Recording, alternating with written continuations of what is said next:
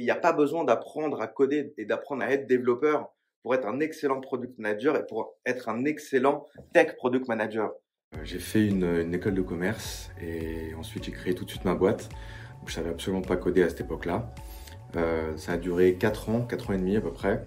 Et donc ensuite j'ai arrêté ma boîte et je suis parti apprendre à coder parce que j'ai vu à quel point j'y connaissais rien à tout ça et que ça me fascinait un peu de savoir comment le web était construit et comment on pouvait le fabriquer. Du coup je suis parti à San Francisco pour faire un bootcamp comme maestro, exactement la même chose mais pour apprendre à coder. Et donc je suis revenu à Paris, je suis rentré dans une SS2I qui s'appelle Wemanity.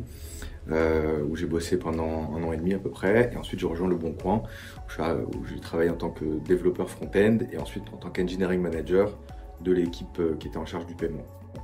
Donc il faut, pour un product manager, connaître l'ensemble des différentes couches que constitue une application web. Alors les connaître, ça ne veut pas dire les maîtriser et savoir coder à l'intérieur, pas du tout, mais savoir à quoi elles servent.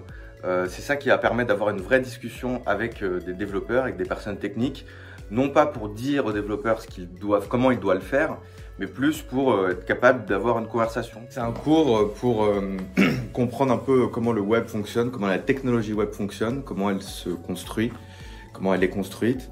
Donc il y a toute une partie où on va discuter du back-end, du front-end, des bases de données, comment tout ça fonctionne. Alors on va pas apprendre à coder, c'est pas le but, et en 2 jours on n'aurait pas du tout le temps. Par contre, je vais apprendre vraiment à comprendre les différentes couches qu'il y a dans une application web. Moi, j'adore l'idée de transmettre des choses qu'on sait à d'autres personnes. D'autant que moi, à la base, j'avais pas une formation technique. Donc, en fait, je sais assez bien ce que les gens non techniques ne savent pas.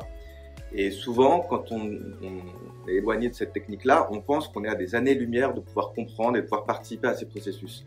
Alors que maintenant, moi, je suis passé de l'autre côté de la barrière, je sais que c'est pas du tout le cas.